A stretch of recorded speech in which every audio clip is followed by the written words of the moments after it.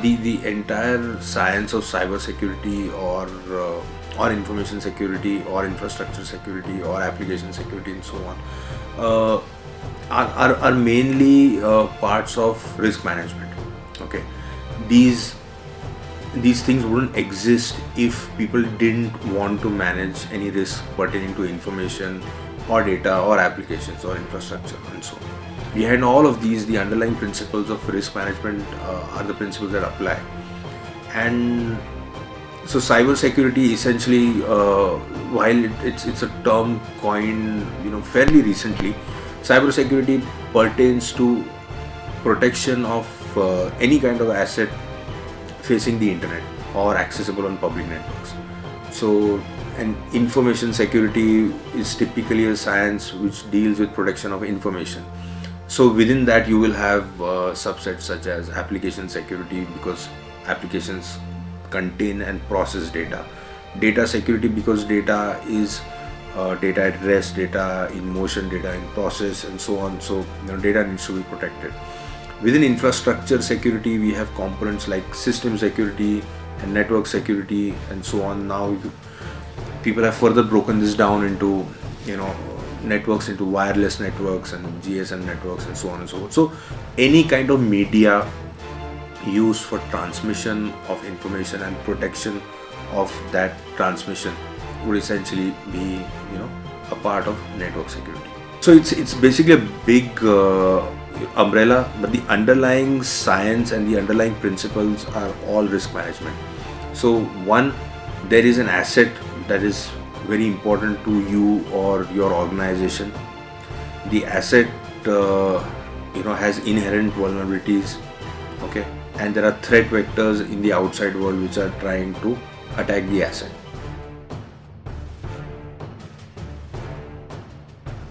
First, get your concept straight, okay, and if a student has some academic background of systems, of networks, at least a basic understanding of what they are, then a basic certificate like a Microsoft certification or a CCNA is a good start to enter into infrastructure security.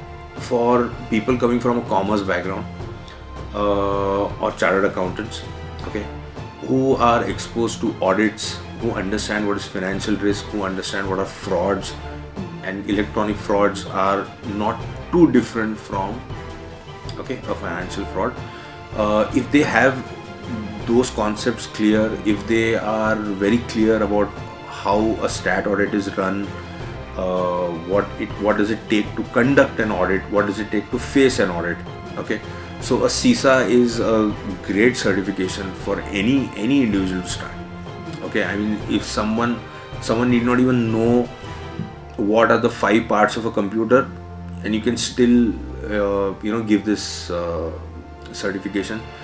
I would say it typically takes about roughly 4 or 5 months of preparation. And I'm not generalizing. I'm just sharing my experience. It generally takes about 4 or 5 months of experience, effort on reading the CISA material, but great start, definitely.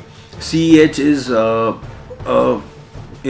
so certification which is great for very preliminary level, but I do not appreciate the methodology of the CEH or the actual track that CEH takes, because it is more of it encourages students to use tools.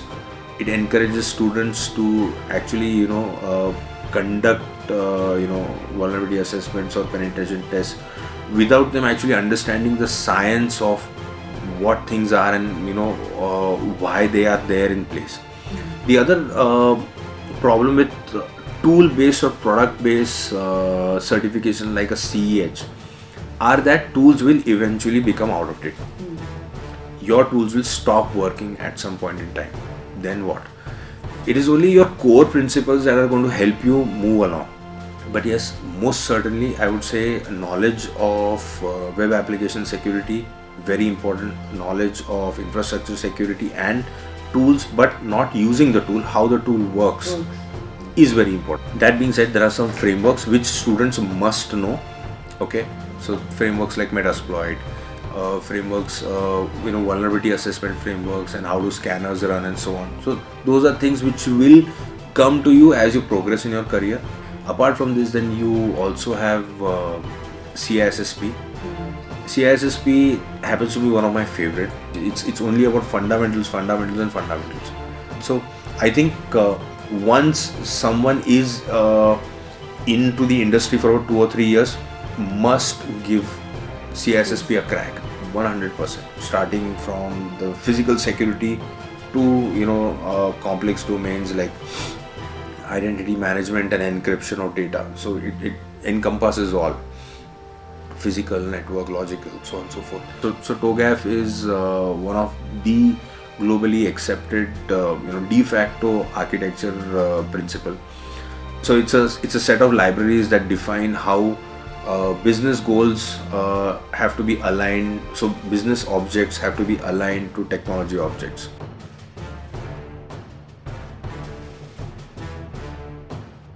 Rampant attacks of ransomware that hit the market recently, and a lot of government infrastructure saw the negative impact of ransomware. Internationally, one of the biggest breaches about 2 days back was Equifax. I think 3 days back, touching total damages to Equifax, touching in billions, not millions, billions. And there are also chances that Equifax will file for bankruptcy. Okay, so that one mistake, okay, and such a large corporation running over so many years, multinational. yeah, it's over. Heartland Payment Systems was the first big breach which touched 200 million. This was 7-8 years back. Okay, huge. The world's biggest card processor.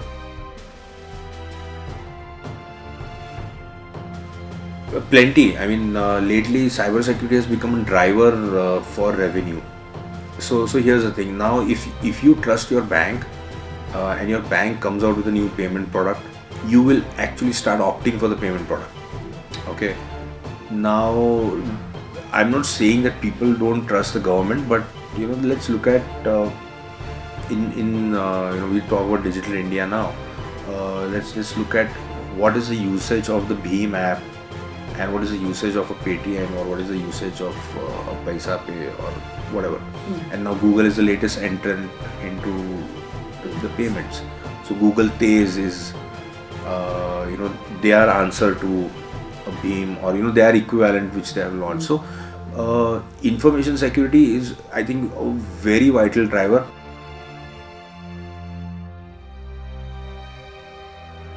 So one of the first things that one should generally agree with his or her management and sensitize them immediately about the fact is that let's look at information security with all our eyes open. Okay, and let's be very practical about we are never going to be there. We are never going to be completely impenetrable. At some point in time, something will go wrong. Okay, that is the reality. So first thing first is you start with that approach to your management, that let's prepare for the worst. Okay, and let's see how it goes. There is an investment plan that needs to back this strategy up and so on. But the first thing that you need to do is set risk thresholds within the organization, saying that we will accept this much amount of risk. Beyond this, it's not tolerable. So when I say that, so there is confidentiality, integrity, and availability. This is the triad on which information security stands. Okay, so all these three have to be managed in tandem. Okay, so you can't have too much of confidentiality, because if you have that, no one will be able to access anything.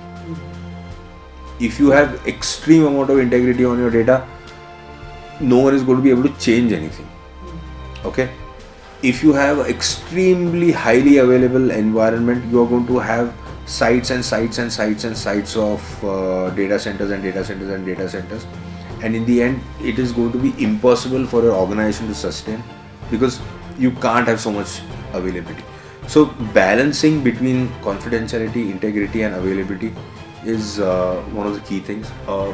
Slightly suspicious, but now the traffic has started to come in excess, okay, and that threshold has now been crossed. So you should immediately be alerted to take action. So setting up of monitoring is one of the key tasks, and that you can do only if you have an effective framework in place, because it will tell you what threshold to set. As a team, we report into each other. As a team, we transparently say that, hey, you know what, I think this needs to be relooked, okay, and I don't think I should relook at this. I want somebody else to do it. So I think that is how you really get effective risk management framework, or a information risk management framework ruling within the organization, that way. And regular reviews, regular risk assessment. Where do I stand today? How have I improved? So you look for really keen eye on detail. You look for consistency. Okay, you certainly look for a very clean record, because this particular person, when you hire into the team, they are going to be privy to a lot of confidential information themselves. How calm would this person be? Okay, you don't want somebody losing their head and causing other people to panic. I mean, one of my favorite things to generally ask candidates typically is what kind of incidents have you managed in the past. Okay, so that kind of gives me an idea of okay, so what kind of exposure he or she has had. Then what is the gravity of those incidents, okay, and what was their role in that incident. So obviously now there's a fire, okay, but what were you doing during the fire? That's most important. I mean, were you putting it out? Were you running with a fire extinguisher? Had you gone to get water, or you were just shouting fire, fire, fire? I mean, I want to know what was your role. Okay, what were you doing at that point in time?